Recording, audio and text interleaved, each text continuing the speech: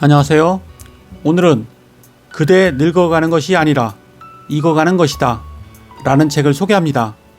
이 책은 저자 오평선의 글을 오롯이 느끼고자 하는 수많은 독자들의 요청에 힘입어 기존에 사랑받았던 글과 더욱 풍성하고 지혜로운 오평선만의 철학을 담은 새로운 생각이 더해져 재탄생하였습니다. 그러면 책의 주요 내용을 살펴보도록 하겠습니다. 이제는 채울 때가 아니라 비워낼 때다. 모서리가 부드러운 나이. 모난 바위도 세월이 흐르면 풍파에 깎여 두루뭉술 유연해진다. 이는 사람도 마찬가지다.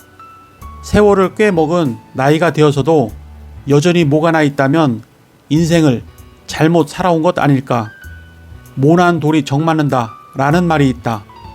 젊을 때야 삶의 경험이 부족하고 좌충우돌 도전하는 시기이니 뭐가 좀 있더라도 괜찮지만 인생 수업을 제법 한 나이가 되었다면 나이 모서리를 점검해야 한다.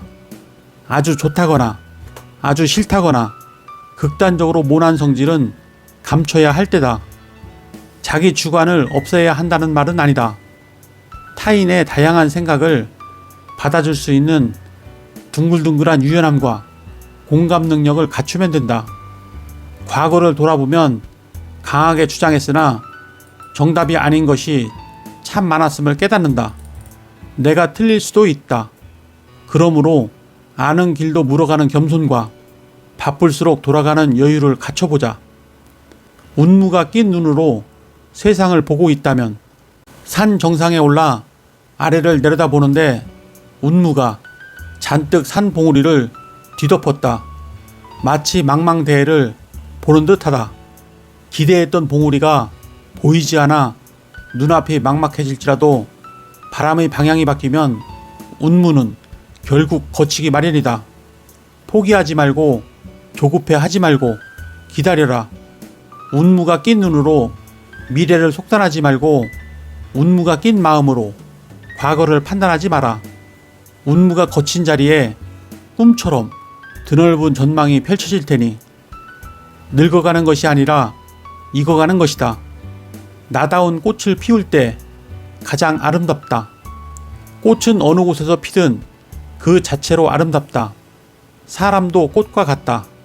어느 곳에서 무엇을 하든 자기다운 꽃을 피울 때 가장 아름답다. 그러나 자기다움이 무엇인지 죽기 직전까지 눈치채지 못하는 사람도 수두룩하다. 평생을 살아도 자신보다도 남을 더 많이 알고 떠나는 게 사람이라는 존재다. 자기가 무슨 꽃을 피워야 가장 아름다운지 깊이 고민해 본 적 있는가? 젊을 때는 가족을 위해 자기와 맞지 않는 꽃을 피웠다면 지금부터는 자기다운 꽃을 피우기 위해 살아라. 그 향기로운 꽃내음이 자신은 물론 가족에게도 행복하게 전해질 것이다. 늙어가는 것이 아니라 익어가는 것이다. 파릇한 잎사귀가 싱그러운 멋을 지녔듯 계절에 따라 붉어가는 잎사귀도 그 나름의 중후한 멋을 지니고 있다. 비록 낙엽이 되어 한 줌 걸음이 될지라도 생명이 다하는 그 순간까지 고유한 멋을 지니다 떠나는 모습에 우리는 감탄과 찬사를 아끼지 않는다. 인간도 마찬가지다. 파릇한 청춘을 지나 세월이 세기에 물들어 중년에서 노년으로 익어간다. 그러니 나이 들어가는 것을 아쉽고 슬프게만 생각할 일이 아니다. 세월을 먹는 외모야 어찌 하겠느냐마는 파릇한 마음만 유지한다면 평생을 청춘으로 살 수 있다. 그렇게 자연의 품으로 자연스럽게 흡수된다면 그 무슨 아쉬움이 크겠는가. 일찍 핀 꽃도 봄이고 늦게 핀 꽃도 봄이다. 봄이 되면 뉴스에서 봄꽃들이 개화 순서를 알린다. 눈 속에 피는 매화가 가장 먼저 봄의 시작을 알리고 온유울에 피는 철쭉이 봄의 끝을 알린다고 한다. 일찍 핀 꽃도 봄이고 늦게 핀 꽃도 봄이듯이 인간도 일찍 피든 늦게 피든 그 계절은 온전히 당신이다. 일찍 피었다고 자만하지 말고 늦게 피었다고 좌절할 이유가 없다. 그대도 아름다운 꽃으로 활짝 필 것이다. 남을 위해서가 아니라 나를 위해서 살 때다. 한 배를 탔다면 같은 곳을 바라볼 것. 젊을 때 죽도록 좋아서 한 배를 탔지만 세월이 흐를수록 다른 곳을 바라보는 것이 부부다.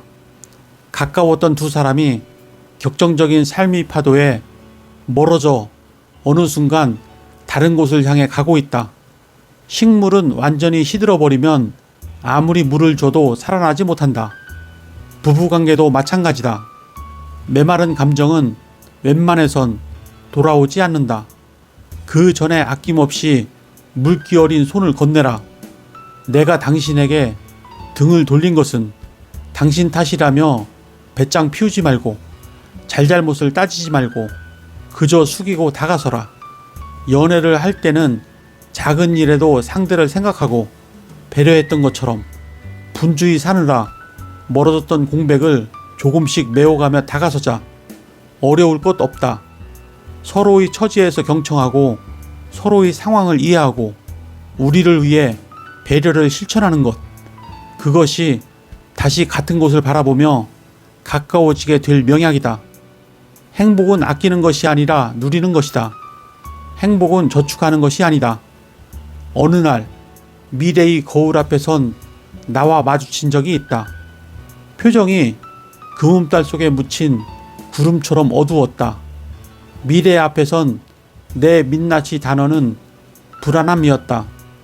언젠가부터 불안은 늘 나를 따라다녔다. 돈이 있어도 불안하고 없어도 불안했다. 좋은 사람이 있어도 불안하고 없어도 불안했다. 직장이 있어도 불안하고 없어도 불안했다. 당장 써먹을 돈과 당장 옆에 좋은 사람이 있어도 마음대로 써먹지도 누리지도 못하며 그저 창고에 쌓아두고 있었다. 그리고 막상 뒤늦게 돌아보면 이미 쓸모를 잃은 채 낡아 바래져 있었다. 수명이 길어진다는 것은 어쩌면 축복이 아니라 재앙일지 모른다. 누릴 수 있는 기쁨이 늘어나는 게 아니라 불안을 안고 살아가야 하는 가혹한 시간만 끝없이 연장되는 것일지 모른다. 아무리 발버둥을 쳐도 어차피 삶은 불안의 연속이다. 차라리 지금은 웃게 하고 지금은 살아가자. 행복은 생길 때마다 곧바로 다 써버려야 한다. 행복은 저축하는 것이 아니다. 필요하다면 내일의 행복마저 당겼어도 좋다. 내일의 행복은 내일이 밝으면 그때 다시 만들면 그만이다. 네, 이상으로 책의 주요 내용을 살펴보았고요. 나이가 들면서도 긍정적으로 생각하고 자신을 사랑하며 자아 존중감을 높이세요.